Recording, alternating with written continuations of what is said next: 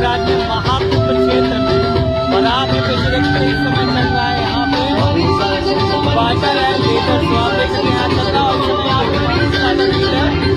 तो वही आपको दिखलाते हैं लेजर एंड लाइट शो का टायर।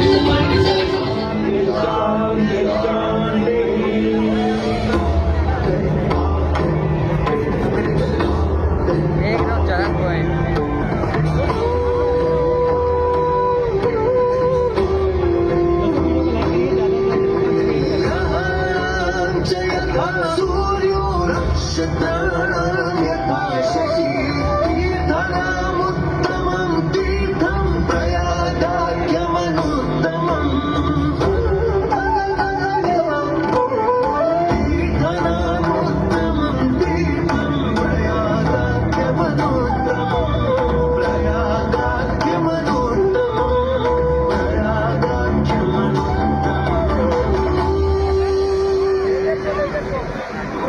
सूर्य ग्रहों में श्रेष्ठ है और चंद्रमा नक्षत्रों में श्रेष्ठ है। उसी प्रकार प्रयाग सभी तीर्थों में सर्वश्रेष्ठ है। पद्म पुराण में वर्णित ये श्लोक जिस तरह प्रयाग की विशेषता को दर्शाता है, उसी तरह इस पावन क्षेत्र का गुणगान करने वाली अनेक पौराणिक कथाएं, किंवदंतियां एवं कहानियां आज भी जनमानस में प्रचलित है। ऐसी ही एक पौराणिक कथा है जो भगवान ब्रह्मा को प्रयाग से जोड़ती है। मान्यताओं के अनुसार भगवान ब्रह्मा को यज्ञ करने हेतु एक दिव्य स्थान की आवश्यकता थी, जिसके चयन को लेकर वे बड़ी ही दुविधा में थे। अपनी दुविधा के निवारण हेतु भगवान ब्रह्मा नागों के देवता महाराज शेषनाग के यहाँ पहुंचे और उनसे कहा, हे आदिशेष, मैं यज्ञ करने हेतु इस सृष्टि में एक ऐसा स्थान ढूंढ रहा हूं जो दिव्यता और पवित्रता की दृष्टि से सर्वोत्तम हो। क्या आप मुझे ऐसा कोई उपयुक्त स्थान बता सकते हैं जो सभी तीर्थों में सर्वश्रेष्ठ हो? जगत रचयिता को मेरा प्रणाम। भगवान, मैं धन्य हूं कि आपने मुझे इस योग्य समझा। क्यों ना आप स्वयं ही सभी पवित्र स्थानों का मूल्यांकन करें?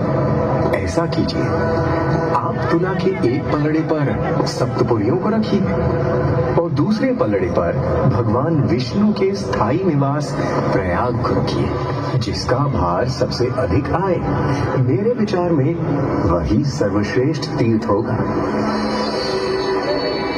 इस मूल्यांकन के परिणाम स्वरूप प्रयाग का पलड़ा ही भारी रहा।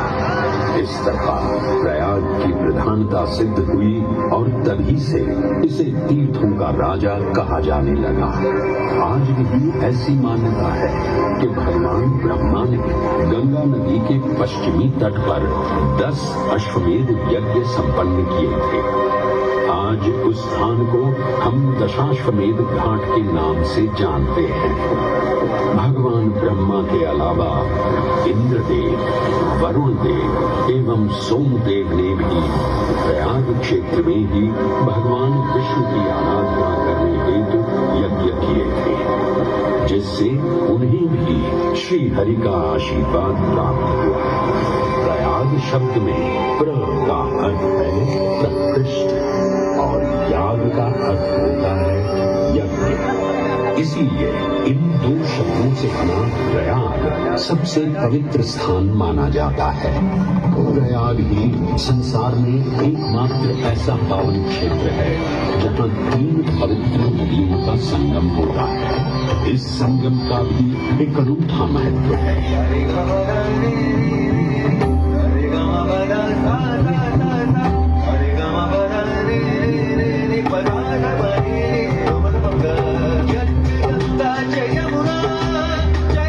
सरस्वती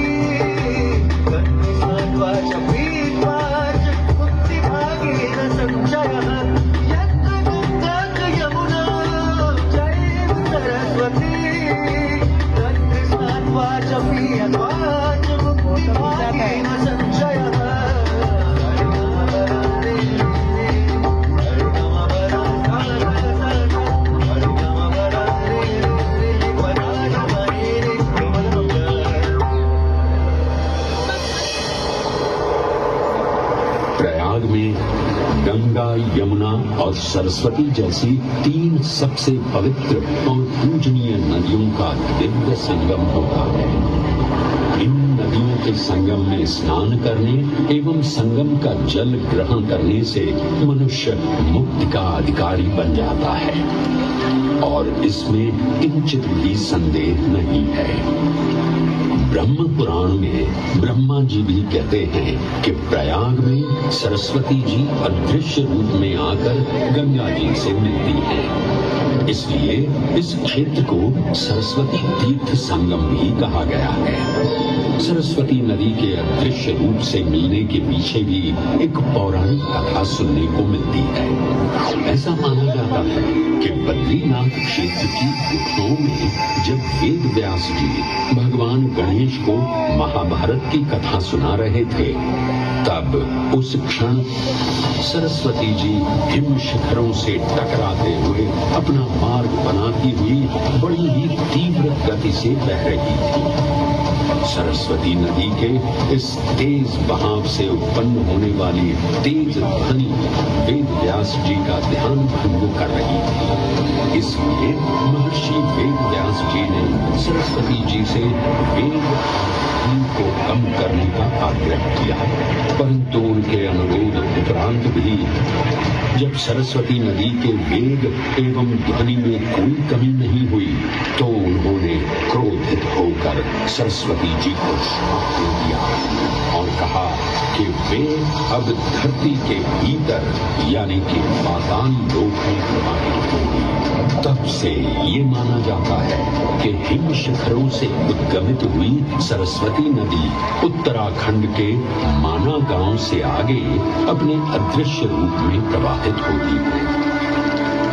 आगे चलकर यही अदृश्य रूपी मां सरस्वती प्रयागराज में गंगा एवं यमुना नदी से मिलकर त्रिवेणी संगम को पूर्ण करती है।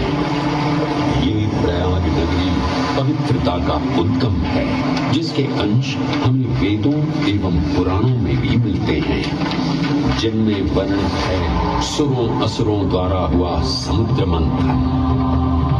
अमृत प्राप्ति के लिए सुरों और असुरों ने एकजुट होकर क्षीर सागर का मंथन किया, जिसके संदर्भ में पुराणों में विभिन्न कथाएं देखने को मिलती हैं। उन्हीं कथाओं में एक कथा महर्षि दुर्वासा और इंद्रदेव से संबंधित है।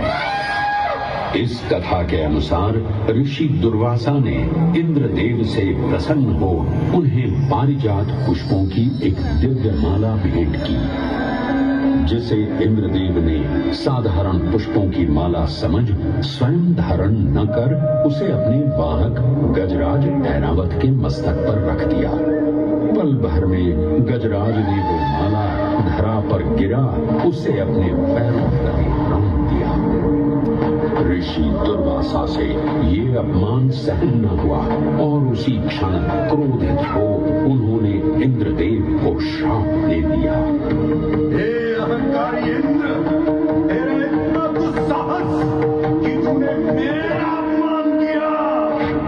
जिस वैभव एवं शौर्य पर तू इतरा रहा है, क्षण भर में ही तेरा ये वैभव, प्रतिष्ठा, शक्तियां सब नष्ट हो जाएंगी। अत्रिपुत्र दुर्वासा समस्त देवगणों को श्रीहीन होने का श्राप।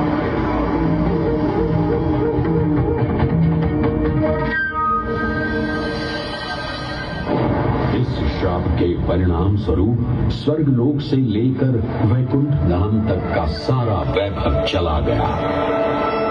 जहां स्वर्गलोक में सभी देवता अपना वैभव एवं शक्तियां खो चुके थे, वहीं वैकुंठ धाम में मां लक्ष्मी भी क्षीर सागर की गहराइयों में चली गई। उनके जाते ही सृष्टि का संतुलन बिगड़ने लगा एवं असुर राजा बलि ने तीनों लोक अपने अधीन कर लिए।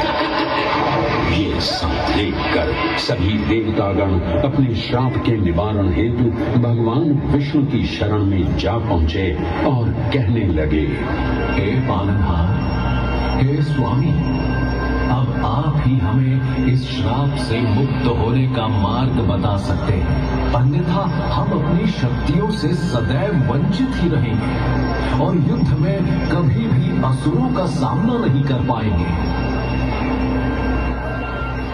हे देवराज, ऋषि दुर्वासा के श्राप से सभी देवतागण जीवन मृत्यु के काल चक्र में बंध चुके हैं। इस काल चक्र एवं श्राप से मुक्त होने के लिए अब केवल एक ही मार्ग शेष है और वो है समुद्र मंथन।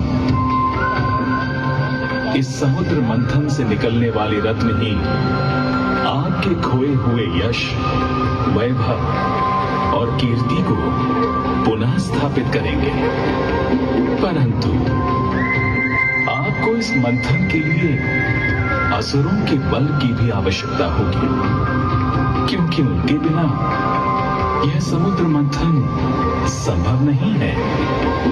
जैसी आपकी आज्ञा प्रभु, हम असुरों के साथ समुद्र मंथन करने के लिए तैयार हैं। देवताओं और असुरों ने एक मत होकर क्षीर सागर का मंथन करना स्वीकार किया। जहां मंदार पर्वत मथनी के रूप में आए तो वहीं वासुकी नाग को नेति की भूमिका मिली। भगवान विष्णु ने स्वयं कुर्म अवतार धारण कर मंदार पर्वत को उसका आधार प्रदान किया। क्षीर सागर को मथना शुरू किया गया और 14 रत्नों में सबसे पहले हलाहल विष उत्पन्न हुआ। उस विष के प्रभाव को कोई भी देवता या असुर सहन करने में समर्थ नहीं थे। इस कालकूट विष से सृष्टि का विनाश हो सकता था। इसीलिए इस आपदा से बचाने स्वयं देवों के देव महादेव प्रकट हुए और उन्होंने इस विष का पान किया। ये सब देख मां पार्वती ने विष को भगवान शिव के कंठ तक ही रोक दिया। इस कालकूट विष के प्रभाव से महादेव का कंठ नीला पड़ गया और तभी से उन्हें नीलकंठ के नाम से भी जाना जाने लगा।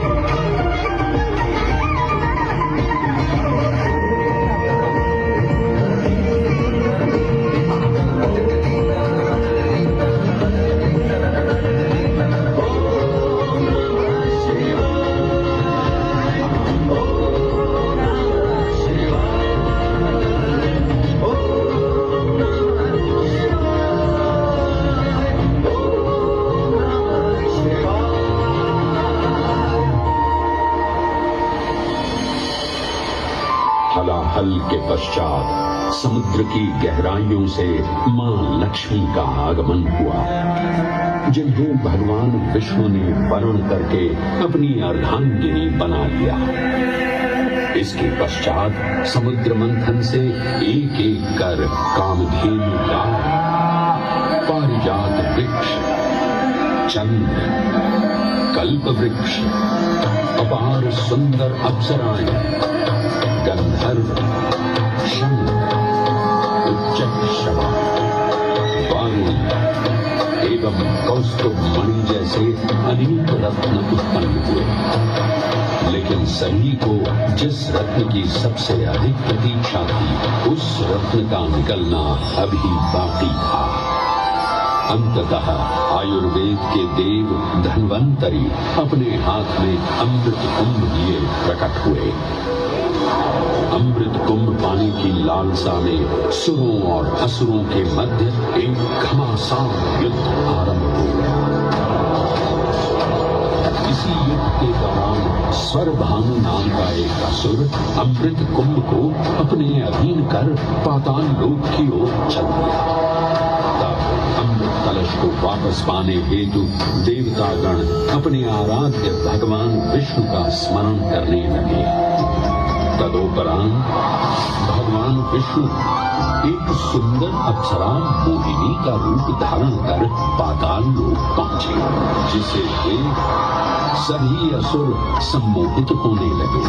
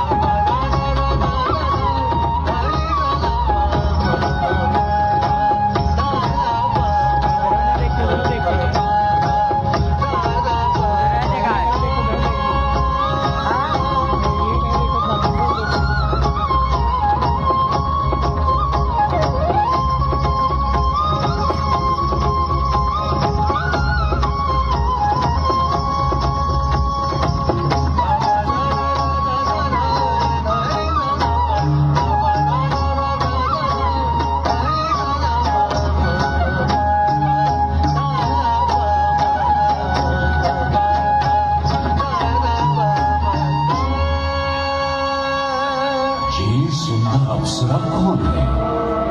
ये कहां से आई है? इसने तो मेरा मन ही मोह लिया। इसे तो मैं ही लेकर रहूंगा। इस सुंदर अप्सरा ने तो हम सबको सम्मोहित कर लिया है। हे सुंदरी, तुम कौन हो और यहाँ क्यों आई हो? हे असुरराज, मैं मोहिनी हूँ और आप ये समझ लीजिए कि मैं आप ही की सहायता हेतु यहाँ पर आई हूँ। हमारी सहायता हेतु?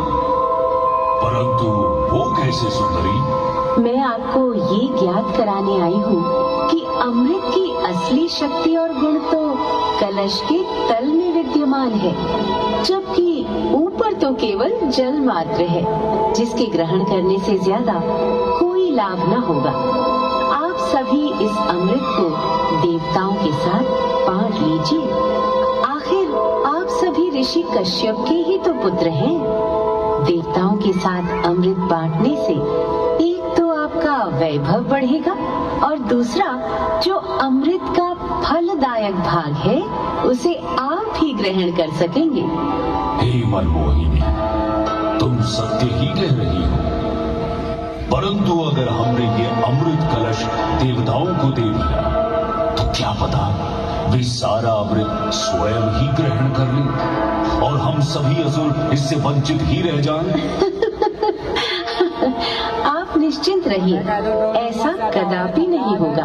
मैं स्वयं ही सभी सुरों और असुरों को अमृत पान करवाऊंगी और साथ ही साथ ये सुनिश्चित भी करूंगी कि अमृत का फलदायक भाग आप सभी को ही प्राप्त हो।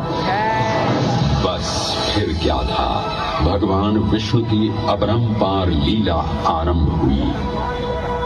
जहां एक ओर सभी देवतागण विराजे तो वहीं दूसरी ओर सभी असुर। मोहिनी रूप धारण भगवान विष्णु एक एक कर सभी देवताओं को अमृत पान करवाने लगे, जिससे वे पुनः अपनी शक्तियां प्राप्त कर सकें।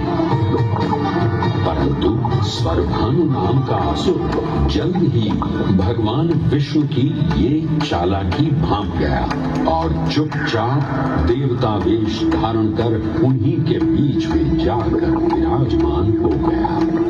तब जैसे ही मोहिनी स्वरभानु को अमृतपान कराने हेतु अग्रसर हुई, ठीक उसी क्षण सूर्य एवं चंद्रमा स्वरभानु का असली रूप पहचान गए।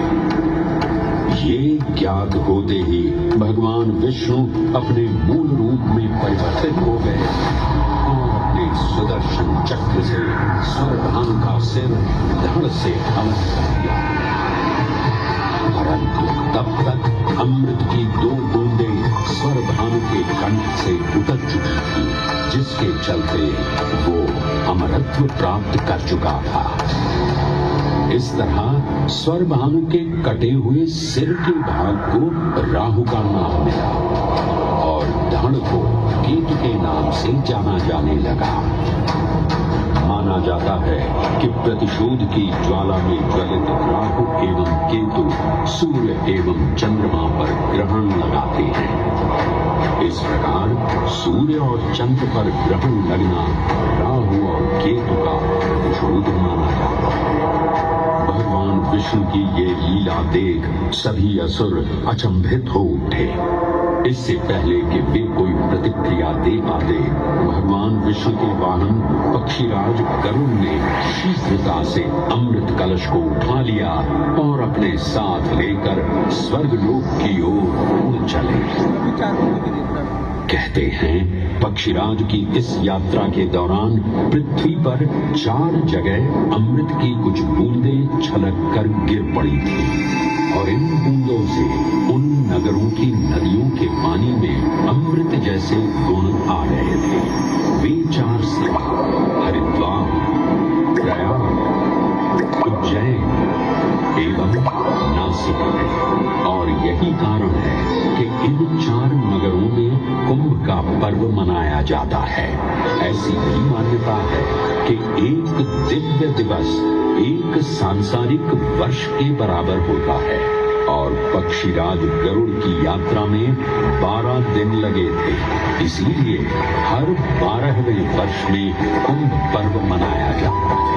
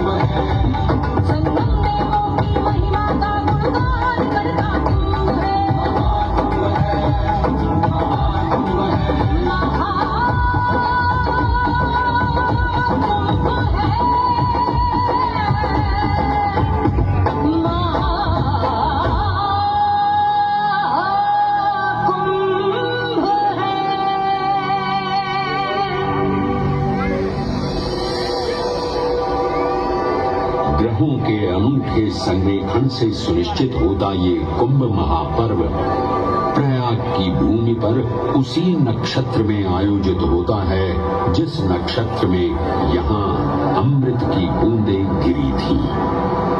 गणनाओं के अनुसार जब बृहस्पति वृषभ राशि में और सूर्य चंद्रमा मकर राशि चक्र में प्रवेश करते हैं तब प्रयागराज में कुंभ पर्व आयोजित किया जाता है। सनातन धर्म की प्राचीनतम धरोहर माना जाने वाला ये कुंभ पर्व भारत ही नहीं बल्कि विश्व भर से आए करोड़ों श्रद्धालुओं का स्वागत करता है।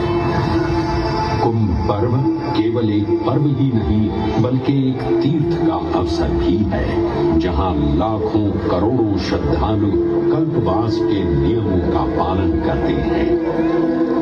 पौष पूर्णिमा से लेकर माघ पूर्णिमा तक चलने वाले कल्पवास के दौरान तीर्थालु सांसारिक सुखों को त्याग कर तपस्वी संतों की तरह कुटिया में रहते हैं।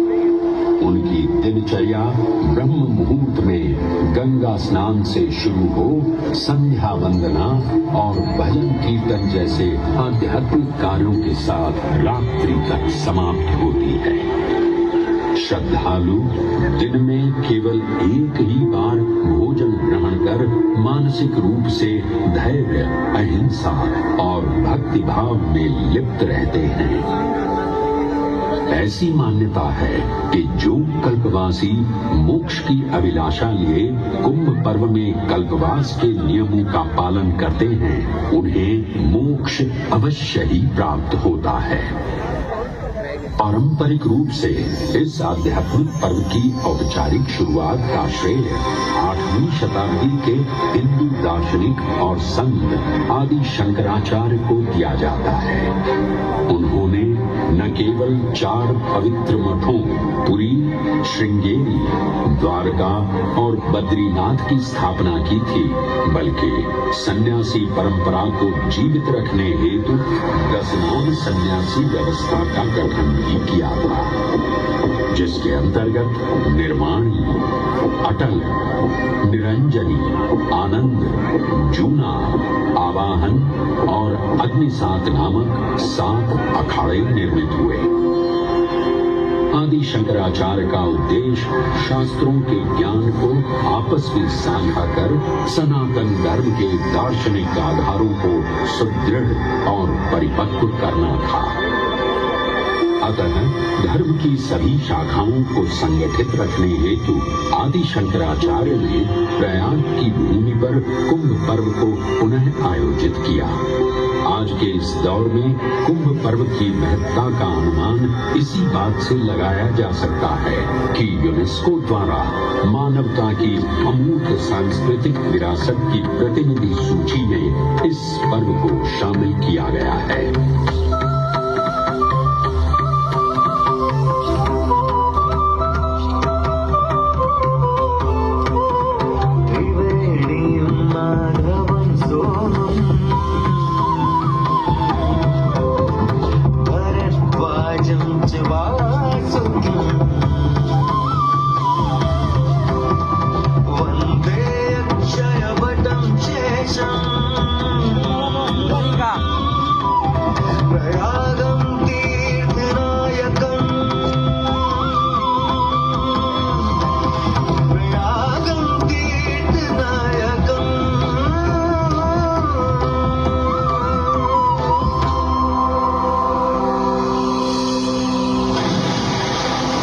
त्रिवेणी, माधव, सोम, भरद्वाज, वासुकी, अक्षयवट और शेषनाग, प्रयाग के इन 7 तीर्थ नायकों की हम वंदना करते हैं।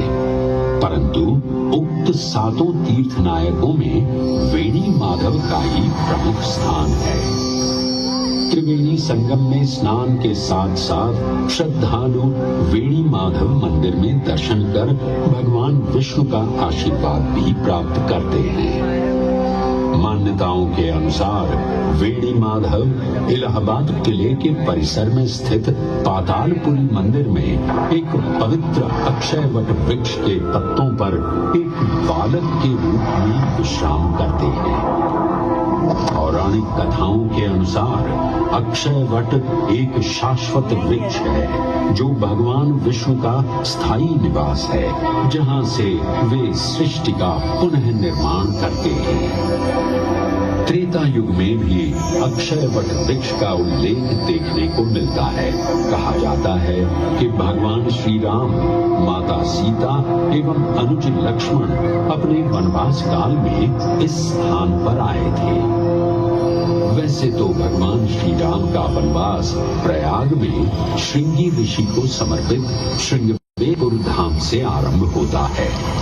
ये वही स्थान है जहां निषाद राज गुह ने भगवान श्री राम, माता सीता और अनुज लक्ष्मण को गंगा पार जाने के लिए सहायता प्रदान की थी। श्रृंगवेरपुर से प्रभु श्री राम ऋषि भरद्वाज के आश्रम पहुंचे थे। भरद्वाज मुनि बसहि प्रयागा गोस्वामी तुलसीदास जी ने रामचरितमानस में ऋषि भरद्वाज का निवास स्थान प्रयागराज ही बताया है। ऋषि भरद्वाज से त्रिवेणी संगम की महिमा सुन प्रभु श्री राम, माता सीता और अनुज लक्ष्मण त्रिवेणी संगम में स्नान कर तीनों नदियों का आशीर्वाद प्राप्त करते हैं।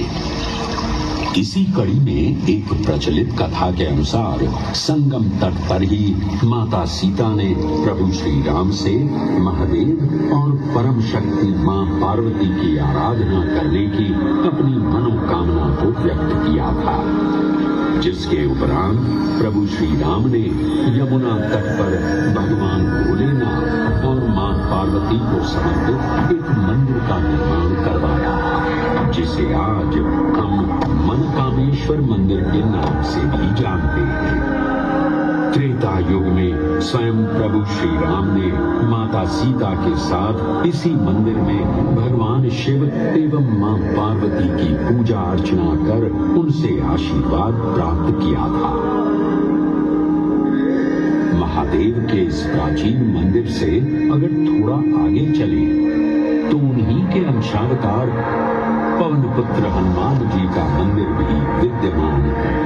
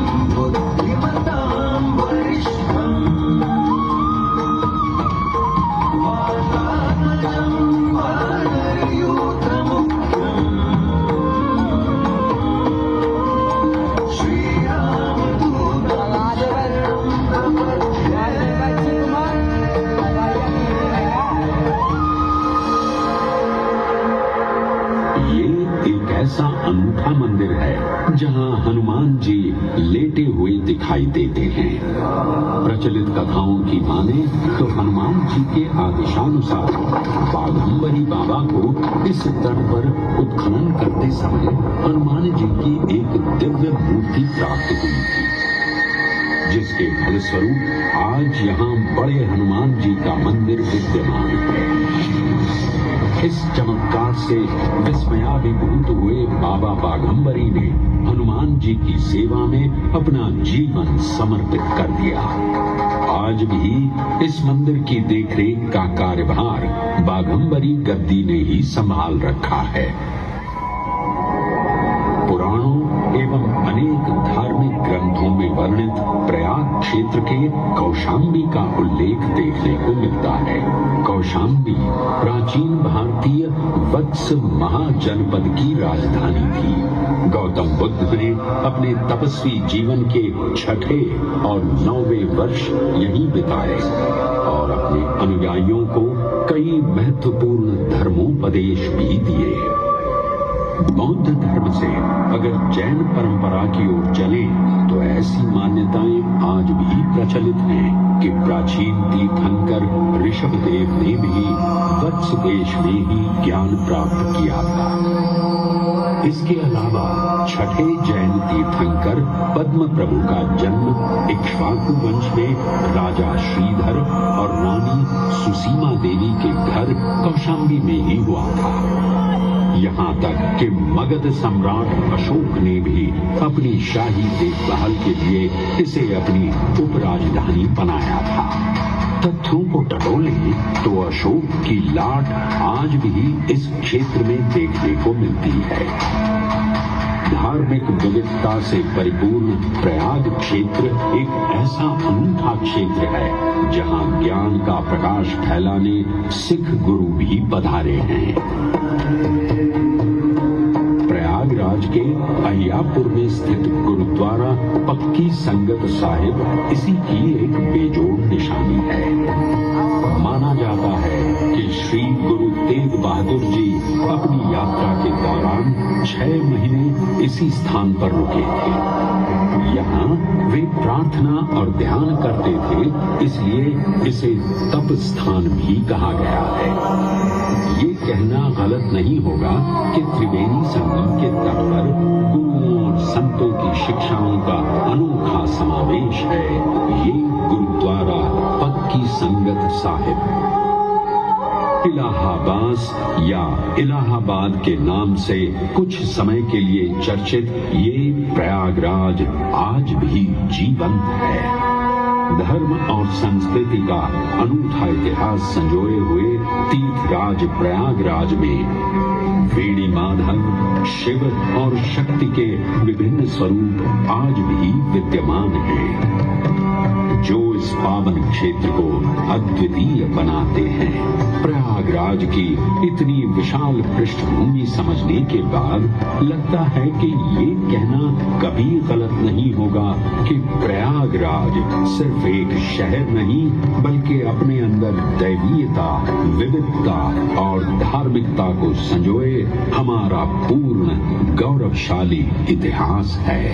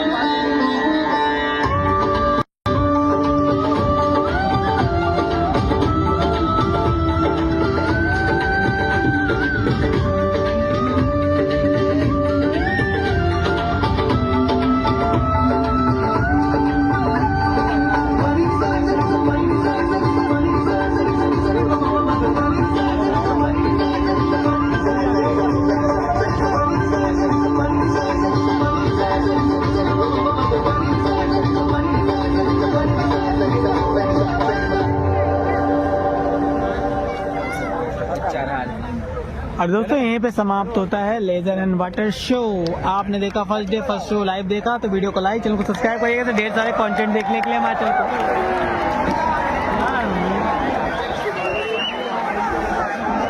आप वीडियो को भागना नहीं तो मेन गाड़ी पूरी भैया वीडियो देख लियो।